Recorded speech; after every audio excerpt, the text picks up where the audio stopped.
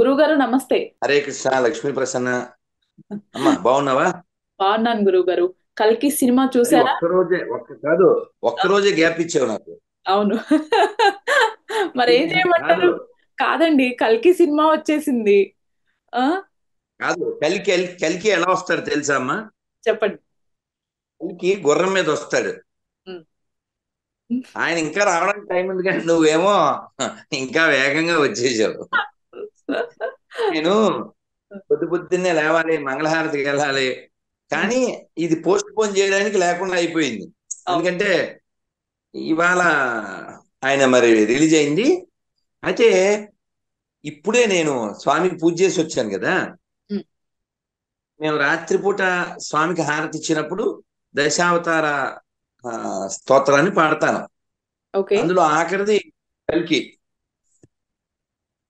అదేమిటంటే మ్లేచ్ఛ నివాహ నిధనే కలయసి కరవాలం ధూమకేతుమివ కిమపి కరాలం కేశవదూత కల్కి శరీర జయ జగదీశ హరే కేశవదూత కల్కి శరీర జయ జగదీశ హరే ప్రళయాప యోధి జలే ధృతవానసి వేదం వీతవహిత చరిత్రమఖేదం కేశవదూత మీన శరీర జయ జగదీశ హరే కేశవదూత మీన శరీర జయ జగదీశ హరే. అయితే గురువుగారు. అదే అక్కడ పూజ చేస్తున్నారు కానీ నా బెంగ. ఇప్పుడు నీకు ఇంటర్వ్యూ ఇవ్వాలి, మళ్ళీ ఇంకో 2-3 గంటలు పడుకుని పొద్దున్న లేవాలి. ఈ కలికి సినిమాని మీరు రివ్యూ పంపించావు కదమ్మా. అవును. చాలా బాగుంది. అసలు నేను మధ్యాహ్నమే మాట్లాడేద్దాం అనుకున్నా. ఉమ్. ఎందుకంటే కొండ కనపడుతుంది, ఎండ లేదు, ఆకాశం అద్భుతంగా ఉంది. అలా నడుస్తూ మాట్లాడదాం అనుకున్నాను కానీ ఉమ్. మాకు సమయం కుదరలేదు. ఓకే. కానీ ఒక చిన్న అపోహని సరిచేసి మళ్ళీ విషయంలోకి వెళ్దాం. తప్పకుండా గురుగారు. కలి కలివేరు, కల్కి. కలిపురుషుడు వేరు. అమ్మా, గురువుగారు చెప్పండి. కలిపురుషుడు వేరు, కల్కి భగవాన్ వేరు. ఓకే. ఓకే. చదివిందా? అవును గురువు. పాపం పోస్టులు పెట్టే వాళ్ళకి కొందరికి తెలియక ఉమ్. ఆ, అటు ఇటు పెట్టేస్తున్నారు. ఓకే. కలిపురుషుడు అనేవాడు ఈ కలియుగానికి వాడు రోలరు. ఆ అతను చెడుకి పుట్టినవాడు, కాబట్టి చెడు పనులను ప్రేరేపించేటువంటి వాడు. అతని గురించి భాగవతంలో ఉంది. ఓకే. కల్కి అలాగే భగవానుడు కల్కి వేరు. భగవాను గురించి అమ్మా. కల్కి భగవానుడు వేరు. ఆ, కలి పురుషుడు వేరమ్మా. మీకు ఇంకొక ముక్కలో చెప్పనా? ఉమ్. కలి పురుషుడు అంటే ఆ సినిమాలో కమలాసనం. రైట్. కల్కి భగవాన్ అంటే మరి ఆ సినిమాలో కల్కి భగవాన్ ప్రత్యేకంగా ఎవరిని అంటే మీరు పంపించిన రివ్యూని బట్టి అయితే ఉమ్. ఆ కల్కి భగవాన్ పాత్ర ప్రభాస్ కాదు. అవును. ఆ సో అది మళ్ళీ భవిష్యత్తులో తీయబోయే ఆ వాటిల్లో చెప్పచ్చేమో. కానీ ఆ ఈ మ్, వీడియోసు, ప్రజల యొక్క స్పందన మాక్సిమం అంటే 98% అందరూ సూపరు సూపరు డోపరు. ఆ, ఇంకా అసలు చూడబోతే వేస్ట్. మీరు మళ్ళీ దీన్ని ఓటీటీలో చూడొద్దు, మిస్ అయ్యని బాధపడతారు, మిస్ అవ్వకండి. ఇలా రకరకాలుగా పెట్టారు. పాజిటివ్ టాక్ అయితే ఫుల్గా వచ్చింది. అవును. ఈ కల్కి భగవాన్ అంశాన్ని నాగాశ్విన్ చిన్నవాడైనా మరి పెద్ద విషయాన్ని డీల్ చేశాడు. నేను ఎప్పుడో ఒక ఇంటర్వ్యూలో చెప్పాను, మనకున్నటువంటి పురాణాల వలన, ఉమ్. ఈ యొక్క గ్రంథాల వలన మనం 1,00,000 సినిమాలు తీయొచ్చు. రైట్. అయితే ఒక్క ఆయన బాధపడింది, ఆ మెసేజ్ పెట్టాడు. గురుగారండి, ఈ సుమతి క్యారెక్టర్ దీపికా పడుకునే, ఉమ్. అందులో అదే ఇతను ఏదో కాంప్లెక్స్ ఇతనున్నాడు కదా, అవును. కమలాసన్. ఉమ్. సో అందులో అదే అంటే తండ్రి లేకుండానే పిల్లల్ని పుట్టించడాలు ఇలాంటివి ఏదో కాన్సెప్ట్ ఏదో ఉంది కదా. అవును. ఓ అదొక్కటి డీవియేట్ అయిందని బాధపడ్డాడు. ఉమ్. అంటే మామూలుగా మన అంతకుముందు సోది పురుషు వచ్చిందిగా, ఉమ్. టూ మచ్ గా బాగా ఇష్టం వచ్చినట్టు ఏదో పార్కులో లవర్స్ మాట్లాడుకుంటూ సీతాదేవి ఆ, రావణాసుడు మాట్లాడేసుకోవడం. ఉమ్.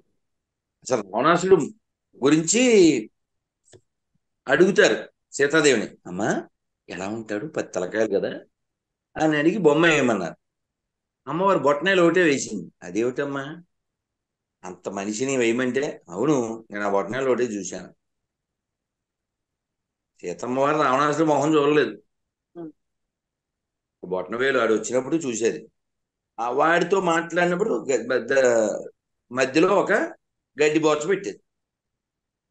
గరికపాటి వారిని అడిగారు, "ఏమండి, మీ మీ ఇంటి పేరు గరికపాటి కదా, గరిక అంటే గడ్డి కదా, ఇంటికి ఇది ఏమి గడ్డి అని అడిగారు. ఆయన భలే చెప్పారు, ఉమ్. అద్భుతంగా చెప్పారు. నాకు అవన్నీ గుర్తులేదు కానీ ఒకటి చాలా బాగా గుర్తుంది. ఉమ్. ఇది ఏ గరిక అంటే సీతాదేవి అని ఇంకా బాగా చెప్పారు. దశరథుడి పెద్ద కోడలు, దశరథుడి పెద్ద కోడలు రావణాసురుని పోల్చడానికి పెట్టిన గరిక పాటి అని బాగా చెప్పారు. సరే వాటి అలా చాలా బాగుంటుంది. ఆయన భలే చాలా విశ్లేషించారు. ఉమ్. ఉమ్. ఉమ్. అయితే ఈ కల్కి రావడం అనేది ఎప్పుడు జరుగుతుంది? ఏదో 29 ఏదో పెట్టడా, సరే మొత్తానికి అది అది పెద్ద విషయం కాదు. కానీ కల్కి సబ్జెక్ట్ ని టచ్ చేయడం గ్రేట్. ఓకే. ఎందుకంటే మనకి భగవద్గీతలో యదా యదా హి ధర్మస్య గ్లానిర్భవతి భారత అభ్యుత్థానమధర్మస్య తదాత్మానం సృజామ్యహం పరిత్రాణాయ సాధూనాం వినాశాయ చ దుష్కృతాం ధర్మ సంస్థాపనార్థాయ సంభవామి యుగే యుగే. సంభవామి యుగే యుగే. యుగే యుగే, వస్తాను ప్రతి యుగంలోనూ దుష్టుల్ని శిక్షించడానికి, మంచి వాళ్ళని రక్షించడానికి అని చెప్పాడు. ఉమ్. సో కాబట్టి విష్ణు యశ అనేటువంటి ఒక సద్బ్రాహ్మణుడి యొక్క కడుపున సుమతి అనేటువంటి తల్లి కడుపున తండ్రి విష్ణు యశ శంబల అనే గ్రామంలో ఈయన జన్మిస్తాడు. ఇది పురాణాల్లో రాయబడింది. అయితే ఇందులో ఈ అశ్వత్థామని పాజిటివ్ గా లాక్కు రావడం అనేది, చిన్నవాడే కదా నాగవశ్యను, ఉమ్. ఏం పెద్ద ముసలి కాదు, ఉమ్. కానీ అతను ఎంత స్టడీ చేసాడో మనం ఆ విషయాన్ని మనం మెచ్చుకోవాలి. ఇంత సబ్జెక్టు డీల్ చేయడం, అది పెద్ద పెద్ద స్టాల్ వార్డ్స్ కదా, ఏం చిన్నోళ్ళు కాదు. అవును. అంతకుముందు ఏం సినిమాలు తీశాడు ఈ అబ్బాయి అంతకుముందు నాగశ్వినమ్మ? మహానటి, ఎవడే సుబ్రహ్మణ్యం అవి తీశారు గురుగారు. మహానటి ఈ పిల్లడే, గ్రేట్ అవును. గ్రేట్, అది సూపర్ కదా, ఉమ్. సూపర్. ఎవడే సుబ్రహ్మణ్యం. విజయ్ ఓకే. దేవరకొండ నానిది. అది ఓకే కూడా ఓకే. మంచి బ్లాక్ బస్టర్ హిట్ అయింది, ఫస్ట్ సినిమా. కానీ చిన్నవాడైతే ఏమిటి, దమ్మున్నవాడు. అసలు ఈ పిల్లవాడిని నమ్మి 600 కోట్లు పెట్టి అందరూ కామెంట్ బయటకు వచ్చిన వాళ్ళు, అంటే నేను ఇంకా చూసి మళ్ళీ మాట్లాడాలి. ఉమ్. అసలు బయటకు వచ్చిన వాళ్ళందరూ 100కి 1000% అన్ని పాజిటివ్ వచ్చింది. Um. I am junior NTR fan but I like rebel star అని. ఇంకోటి ఏంటంటే ఇందులో అని ఇక చాలా మాట్లాడేయాలి కానీ ఇందులో రాజమౌళిని పెట్టడం ఏమిటి, అవును. మామూలుడు కాదే. రాజమౌళి ఆర్జీవి కూడా ఉన్నాడమ్మా, ఉన్నారండి, ఆర్జీవి గారు కూడా ఉన్నారు. విజయ్ దేవరకొండ, అవును. అవును. ఇంకెవరిని పెట్టాడు, ఇంకా ఎవరిని ఆర్జీవి, పెట్టాడు, బ్రహ్మానందం, దేవరకొండ, ప్రభాస్ కామెడీ. రాజమౌళి, గొప్ప గొప్ప వాళ్ళంతా ఉన్నారు. చిన్న విషయం కాదు కదా. ఆ. అమితాబ్ ఇంకా అదే ఐకానిక్ పర్సనాలిటీ. సో విలన్ ని కూడా దుల్కర్ ఆ, సల్మాన్ ఉన్నారు, సరిగ్గా మృణాల్ ఆ? ఠాకూర్. దుల్కర్ సల్మాన్. అది మొత్తానికి ఇంటర్నేషనల్ రేంజ్ కి అవును. తెలుగు వాళ్ళు తెలుగు సినిమా వెళ్ళడం చాలా, అందులో సబ్జెక్ట్ కూడా ఉమ్, చాలా వాల్యుబుల్ సబ్జెక్ట్. ఉమ్, అంటే ఏదన్నా నెగిటివ్స్ మరి ఉంటే చూసిన తర్వాత మాట్లాడాలి. ఆ ఈ రివ్యూలు అయితే మాత్రం పాజిటివ్ గానే కనబడుతున్నాయి. మీరు పంపించింది అయితే చాలా చాలా ఉత్సాహభరితంగా ఉమ్. ఉంది. అసలు మొట్టమొదటి సినిమా ప్రారంభమే అశ్వత్థామ అత కుంజర, అవును. ఇది మహాభారతంలోది. ఉమ్, ఉమ్, అశ్వత్థామ అనే ఒక ఏనుగు, ఉమ్, అశ్వత్థామ అనే వ్యక్తి ఉమ్. ధర్మరాజు చేత ఆ శబ్దాన్ని పలికించడం, వాళ్ళ నాన్న అంటే ద్రోణుడు అస్త్ర సన్యాసం చేసేయడం, అర్జునుడి చేతిలో ఆయన మరణించడం, అశ్వత్థామ పగబట్టడం, ఆ, ఈ ఉపపాండవుని చంపేయడం, ఉమ్, ఇదంతా భాగవతం ప్రారంభంలో వస్తుంది. ఈ అశ్వత్థామ తల మీద మణి ఉంటుంది. ఉమ్. నేను కొంచెం వాళ్ళు వీళ్ళు ఏవో చెప్తే ఏంటి ఇతను చాలా డివియేట్ అయిపోయాడేమో అని కొంచెం ఆందోళన పడ్డాను. కానీ మీరు పంపించిన అది చదివితే నాకు ఏమీ వ్యతిరేకం ఏం కనబడలే. మేబీ ఒకటి రెండు పాయింట్లు సినిమా వాళ్ళు కదా. ఉమ్, సినిమాటిక్ గా ఆ, చేసి ఉంటారండి, ఒకటి రెండు పాయింట్లు సినిమాటిక్ గా వెళ్ళుంటాయి అంతే. అది దోషం కాదు, పక్కకు వెళ్ళిపోకూడదు. అవును. సినిమాటిక్ గా వెళ్ళడం దోషం కాదు, కానీ మరి ఆ, అది ఫార్ అవే అయిపోకూడదు కదా. అవును. ఇక లేనిది పెట్టకూడదు. ఆ ఆ సోది పురుషుడు నాశనం చేసేసారు, దారుణం. సీతాదేవిని ఎత్తికెళ్తుంటే రాముడు లక్ష్మణుడు పరిగెట్టినట్టు, అవును. అదంతా ఇంకా సొంత సొంత ఆ, ఇష్టం వచ్చినట్టు చేశారు. కానీ సినిమాని పురాణాలను వక్రీకరించకుండా తీస్తే ఉమ్, లోకానికి మేలు చేసినట్టే. ఓకే. అదే వక్రీకరిస్తే ధర్మానికి హాని చేసినట్టే. ఉమ్, తప్పు కదా. ఇప్పుడు అవును. మా చిన్నప్పుడు ప్రతి రామాలయం మీద ఎప్పుడు శ్రీరామనవమి వచ్చిన మామూలు రోజుల్లో కూడా రామ కథను వినరయ్యా, ఇహ పర సుఖములను సగే సీతారామ కథను వినరయ్యా, అయోధ్య నగరానికి రాజు దశరథ మహారాజు, ఆ రాజుకు మూరు భార్యలు కౌసల్య సుమిత్ర కైకేయి. అసలు ఇలా వింటూ పొంగిపోతూ ఉండేవాళ్ళం ఆ క్యాసెట్లలో. ఉం? ఉమ్, అది మంచి రోజులు అవి. సో కాబట్టి ఉన్నది ఉన్నట్టు తీస్తే దోషం కాదు. కానీ విలన్ని హీరోలాగా, హీరోని విలన్ లాగా తక్కువ చేసి ఇలా చేయకూడదు. అయితే ఈ కల్కి అవతారం ఎప్పుడు వస్తుంది, ఆ టైంలో ఎలా ఉంటుంది అంటే కొన్ని టచ్ చేద్దామమ్మా. ఉమ్, సమయం తక్కువ ఉంది కాబట్టి ఉమ్. మీరు ఏదైనా ఒకటి రెండు ప్రశ్నలు అడుగుతారు. ఓకే. మనకి భాగవతంలో చెప్పారనమాట కలియుగం లక్షణాలు. ఒకటో స్కందంలో ఒకటో అధ్యాయంలో 10వ శ్లోకంలో మంద సుమంద మతయో మంద భాగ్య అన్నాడు. కలియుగంలో మనుషులు ఎలా ఉంటారంటే మైండ్ ఉమ్, పనిచేయదని, ఒకవేళ పనిచేసినా డల్గా పనిచేస్తుందని, ఆరోగ్యం అంతంత మాత్రమే అని, ఇంకా వాళ్ళు ఆయుర్దాయం తక్కువ అని, ఎప్పుడు ఆందోళన చెందుతూ ఉంటారని, ఈ లక్షణాలన్నీ చెప్పారు. అలాగే కలియుగం చివర ఎలా ఉంటుందని కూడా చెప్పారు. అప్పుడు ఆ మొక్కలు ఉంటాయి కదా, మన మొక్కలు, తోటకూర మొక్కలు లాంటి మొక్కలు, ఉమ్, అలాంటి మొక్కలకు మనుషులు నిత్యం లేచుకుని ఎక్కాలి. అది ఉదాహరణ. అంటే ఏంటి, ఆ సైజుకి దిగిపోతారు అని,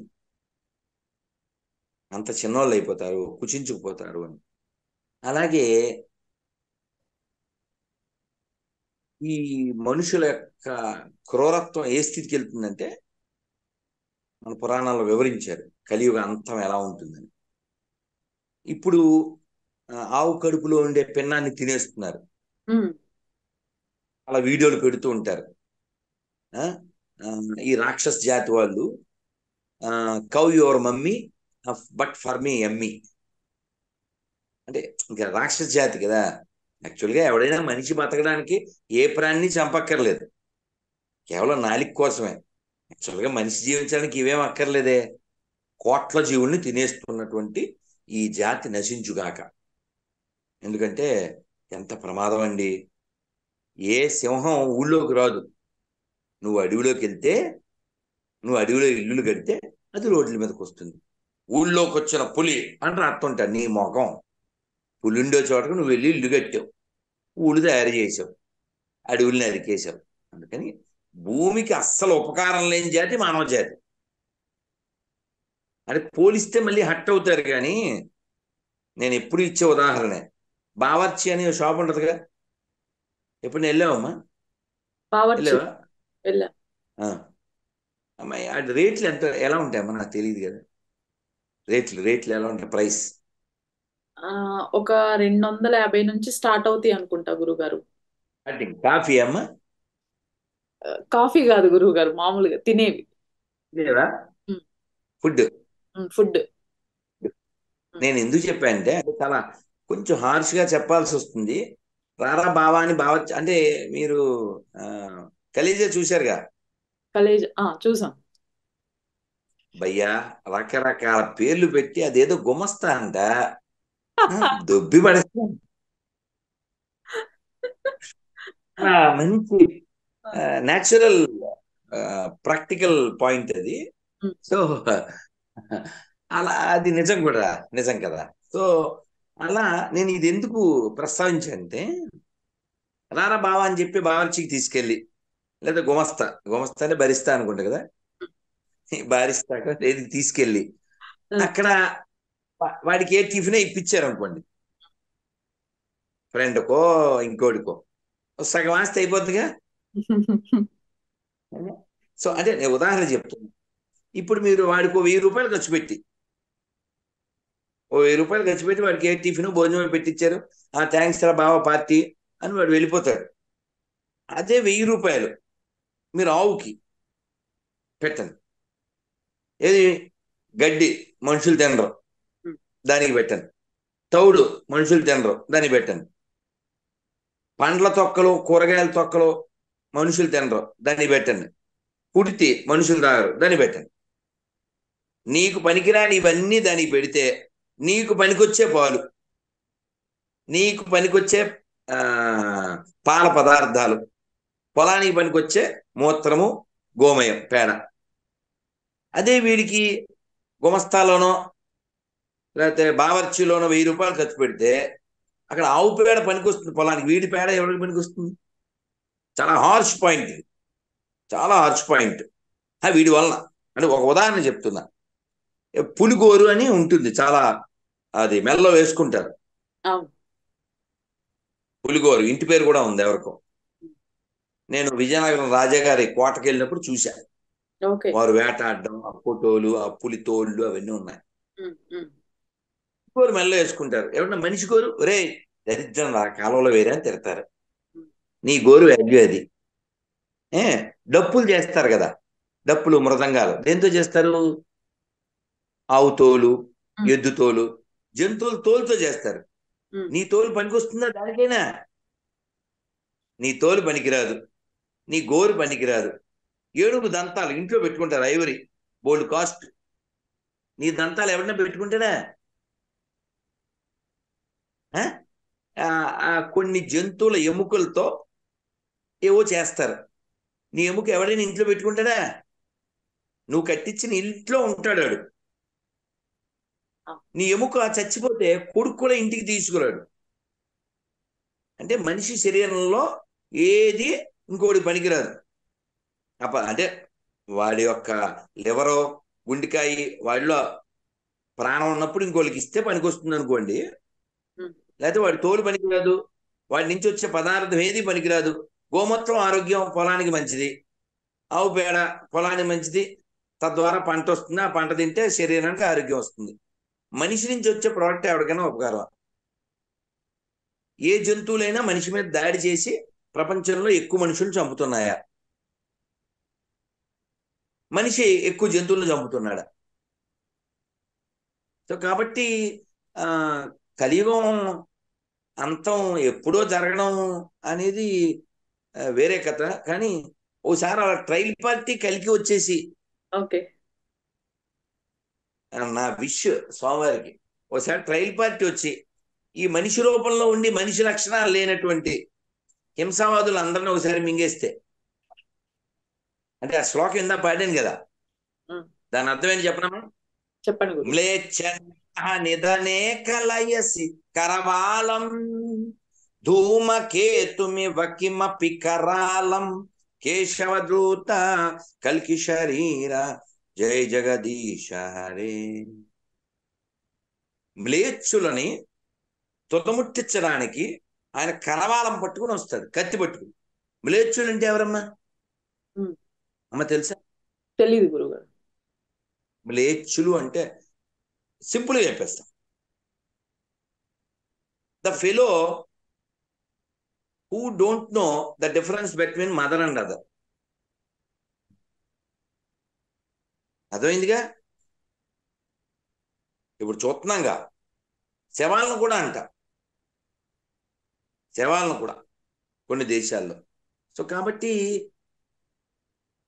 ఈ కల్కి సినిమాని తీయడం, సరైన టైంలో తీయడం, సరైన విధంగా తీయడం, నాగశ్విను అసలు ఆ చిన్నవాడైంది ఎంతో డీప్ స్టడీ చేసి పెద్ద పెద్ద వాళ్ళతో తీయడం ఖచ్చితంగా అభినందనీయం.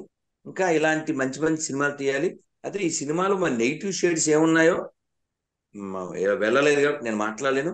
ఆ రివ్యూలో అయితే చూసి అద్భుతంగా ఉంది. వేరే వాళ్ళు కూడా ఇంకో పాయింట్ ఇందులో టచ్ చేయాల్సింది ఏమిటంటే, గురుగారు మనం ప్రకృతిని బాగా ధ్వంసం చేస్తున్నాం. ఇప్పుడు నేను మాట్లాడింది అదే. అవును అవును. ప్రకృతిని వాడుకోవడం తప్పు కాదు, కానీ నువ్వు ధ్వంసం చేస్తున్నావు. చివరికి నీళ్లు కరువైపోతాయి. అదే కదా చెప్పాడు అందులో, ఉమ్, నీళ్లు లేక తిండి లేక. ఆహారం. చివరికి ఆ స్థితి ఎవరు తీసుకొస్తాడంటే వీడే, మనిషే. ఉమ్, వీడే తీసుకొస్తాడు. ఎందుకంటే ఎప్పుడైనా ప్రకృతి ఎప్పుడు పగబడుతుందో తెలుసా? నువ్వు ప్రకృతి వ్యతిరేకంగా పనులు చేస్తే పగబడుతుంది. ఉదాహరణకి సునామీ, కోవిడ్, భూకంపాలు ఎందుకు వస్తాయి? ఓసారి వాష్ అవే, క్లీన్ చేయాలి కదా, అందుకని వచ్చేస్తాయి. అలా ఎందుకు వస్తాయి? ఉసురు ఉంది కదమ్మా. ఇప్పుడు ఆ కప్పని చంపి తోలు తీసేశారు, దాన్ని కట్ చేశారు. అయినా దాన్ని వేడివేడి నూనెలో పెడుతుంటే అది కాలు పైకి తీసుకుంటుంది. ఏముంది దానికి? ప్రాణం ఉంది. ఏముంది దానికి? ఫీలింగ్ ఉంది. ఇవి లేని రాక్షసుడు ఎవరు? బట్టలు వేసుకునే వీడు. ఒక ఫోటో చూశాను, జింక సింహం, జింక సింహం కలిపి నీళ్ళు తాగుతుంది. ఎవరో కామెంట్ కింద, జంతువులు తమ కడుపు నిండితే ఎవరికి హాని చేయవు. గురుగారు ఈ సినిమాలో ఒక పాయింట్ రైస్ చేస్తున్నారు. ఆ పాయింట్ ఏంటంటే, పురాణాల ప్రకారం నిజంగానే అశ్వత్థామ ఇంకా బతికే ఉన్నారా అనే ఒక పాయింట్ ఎక్కువ రైస్ చేస్తున్నారు. ఏం అక్కర్లే, బతికున్నాడు. అవునా? మీరేమి డౌట్ ఏం అక్కర్లే. మనకి 7 సప్త చిరంజీవుడు, కృపాచార్యుడు, అశ్వత్థామ, బలి, వ్యాసుడు, విభీషణుడు. అదే శ్లోకం ఉంది, నాకు నోటికి రాదు. 7 సప్త చిరంజీవిన అంటారు. అమ్మా నేను మాట చెప్పనా?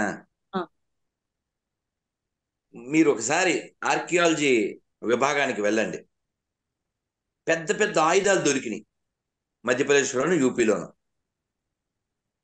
ఏంటి పెద్ద పెద్ద ఆయుధాలు? మహాభారత కాలం నాటివి. ఓకే. అలాగే పాత్రలు దొరికినాయి, వంట పాత్రలు. అది కార్బన్ టెస్ట్ చేస్తారుగా. ఇవన్నీ ఎందుకు? నిన్నగా మొన్నే పేపర్లో వచ్చింది. ఆంధ్రప్రదేశ్లో 41,000 సంవత్సరాల క్రితమే గిన్నె కోడి ఉందంట. కానీ మనం ఇప్పటిదాకా ఏం చదివాం? గిన్నె కోడి కేమ్ ఫ్రమ్ ఆస్ట్రేలియా ఏదో చదివాం. అలాగే ఇతర మత గ్రంథాలు అంటే బైబిల్, ఖురాన్లో వాళ్ళకి సంబంధించినటువంటి ఎవిడెన్స్లు భూమి మీద ఎక్కడా ఉండవు. ఉదాహరణకి అంటే గూగుల్ తల్లిని అడిగినా కూడా మనకి ఏం చెప్పుద్ది? What is the oldest religion అనుకోటండి, ఏమొస్తుంది? అమ్మా ఇంకో సెల్లో కొడుతున్నాను, ఏమొస్తుందో చూద్దాం. What is the oldest religion in the world? According to Wikipedia, Hinduism has been called the oldest religion in the world, but scholars regard Hinduism as a relatively... okay, మీరు ప్రపంచంలో ఎక్కడన్నా వెతకండి, ఇస్లాంకి క్రైస్తవానికి ఆధారాలు ఏముండవు ఇతర దేశాల్లో. ఏదో వాళ్ళున్న ఏదో 1-2 ప్లేసుల్లో తప్ప. మరి ఎక్కడన్నా తవ్వమ్మా ఓ శివలింగం. జోర్డాన్ తెలుసా? తెలుసు. జోర్డాన్ ఎవరి దేశం? Islamic country. ఇక్కడ తవ్వితే ఏం దొరికింది? వాళ్ళ ఆర్కియాలజీ కదా, మన వాళ్ళు ఏమి వెళ్ళినవరుగా. ఓ సూర్య దేవాలయం దొరికింది. అలా తైవాన్లో ఓ పెద్ద శివలింగం, జపాన్లో ఓ విష్ణుమూర్తి. మన దేశంలో ఎలాగా ఉంటాయి? ఎందుకంటే ఇదంతా ప్రపంచం అంతా ఒకే పేరు కలిగి ఉంది. ఏంటది? భరతవర్షే భరతఖండే. ప్రపంచం అంతా భారతదేశమే. అదేవిందా? మనంతా ఒకే కుటుంబం. మరి ఇన్ని దేశాలు ఎక్కడి నుంచి వచ్చినాయి? వీళ్ళందరూ శాపవశాత్తు పుట్టినటువంటి కొన్ని జాతులు, ధర్మ వ్యతిరేకంగా పుట్టారు. వాళ్ళు ఇంకా రాక్షస గుణాలతో ఎవరికాడు క్లెయిమ్ చేసి అదొక దేశం అంటూ వాళ్ళ ఫిలాసఫీల్ని ప్రపంచం మీద తీసుకెళ్తున్నారు. మీరు చెక్ చేయండి, మీరు చెక్ చేయండి. 40,000, 50,000 సంవత్సరాలు, 27,000 సంవత్సరాలు. పోనీ నయం చెప్తే పోనీ ఈయన హిందూవాది అలా చెప్పాడు అనుకో. కేకే మహమ్మద్ గారు ఎవరు? కేకే మహమ్మద్ ఎవరమ్మా? Archaeologist. What KK Muhammad says about Hinduism? According to YouTube, archaeologist KK Muhammad talks to the New Indian Express about how the Hindu community has been tolerant enough for the Babri Masjid to exist through centuries. He says that Hinduism is a very liberal religion unlike Semitic religions. అదేందా? వినపడిందమ్మా? So కాబట్టి ఎవిడెన్స్లు ఉన్నది మనకు, epics ఉంది మనకి, ethics ఉంది మనకి. కాదని చెప్పమని చూద్దాం. ఓవరాల్ గా మీరు అభిమానులకి కల్కి సినిమా గురించి ఏం చెప్పదలుచుకున్నారు? కల్కి సినిమా ఆ రివ్యూని బట్టి అద్భుతంగా ఉందని, నాగశ్విను మరీ పక్కదారి పట్టలేదని నేను భావిస్తున్నా. చూసిన తర్వాత మళ్ళీ మాట్లాడదాం. తప్పకుండా. సినిమా అంటే మీకు ఇందాక చెప్పిందే, అందులో ఉన్నది ఉన్నట్టు మీరు పక్కదా అంటే అందులో అది ఇది అంటే కాళిదాస్ కవిత్వం కొంత, నా పైత్యం కొంత అలా కలపకుండా రియలిస్టిక్ గా, అంటే అందులో బాగా మెచ్చుకోవాల్సిన విషయం ఏంటంటే భవిష్యత్తులో రాబోయే కష్టాలని ఇతను స్పృశించాడు. రైట్. ఇంకా సినిమాలు దీని కంటిన్యూషన్ ఉంటుందని హింట్ కూడా ఇచ్చాడు కదా. అవును. కాబట్టి అంటే అభిమానులు ఏం చెప్తున్నారు? ఇది బాహుబలి మించి అన్నారు కదా. కాబట్టి ప్రభాస్కి ఇంతకుముందు ఏవో వచ్చినాయి, రాధేశ్యాము, సలారు, అవి రావాల్సినంత హైప్ రాలేదు. దీనికైతే ఒక్క పోట్లోనే రిప్లై బాగుంది. నెగిటివ్ నేను ఇంకా వెళ్ళలేదు, చూసి మనం మాట్లాడదాం తప్పకుండా. కాబట్టి ఈ నాగాశ్వినికి ఇంకా మంచి భవిష్యత్తు భగవంతుడు ఇచ్చి ఇలాంటి ఇంకా ఎన్నెన్నో, ఎందుకంటే మన పురాణాలు అన్లిమిటెడ్. నాకు కోరిక ఉంది, నాగాశ్విని టచ్ చేస్తే మంచిదే. శ్రీకృష్ణదేవరాయల మీద సినిమాలు వచ్చినాయి, కానీ భోజరాజు మీద సినిమాలు వచ్చినట్టు నేను చూడలే. భోజుడిని చాలా గొప్ప ఆయన కవి ప్లస్ రాజు. ఈ శ్రీకృష్ణదేవరాయలు కూడా అలాంటి వాడే. అందుకని ఈయన ఏమని పిలుస్తారు? అహో ఆంధ్ర భోజ శ్రీకృష్ణదేవరాయ. కాబట్టి మన చరిత్రని, మన పురాణాలని ఇతరులు చెప్పాలి. మొన్న మోడీ గారు నలంద 800 సంవత్సరాల తర్వాత బక్తియార్ ఖిల్జీ అనేటువంటి రాక్షసుడు నాశనం చేసినటువంటి నలంద యూనివర్సిటీని పునరుద్ధరణ చేశారు. 600 సంవత్సరాల తర్వాత బాబర్ అనే దొంగోడు కూల్చినటువంటి రామ మందిరాన్ని పునరుద్ధరణ చేశారు. అలాగే 70 ఏళ్ల తర్వాత కాశ్మీర్లో 370 ఆర్టికల్ని తీసేసి ఆ దరిద్రాన్ని మళ్ళీ అక్కడ ప్రశాంత వాతావరణం తెచ్చారు. అలాగే ఇంకా దేశంలో చేయవలసినవి చాలా ఉన్నాయి. కాకపోతే మన దేశ ధర్మాలకి హాని చేసే వాళ్ళల్లో ఎడారి మతాల కంటే ఎక్కువ హాని ఎవరు చేస్తారంటే అన్ని మతాల సమానమనే దొంగ బొందుగాళ్ళు. వాళ్ళ నుంచి ఈ దేశం రక్షించబడుగాక. నాగేశ్వరికి శుభాకాంక్షలు. అలాగే నిర్మాత ఎవరమ్మా? నిర్మాత ఎవరు? అశ్విని దత్ గారండి.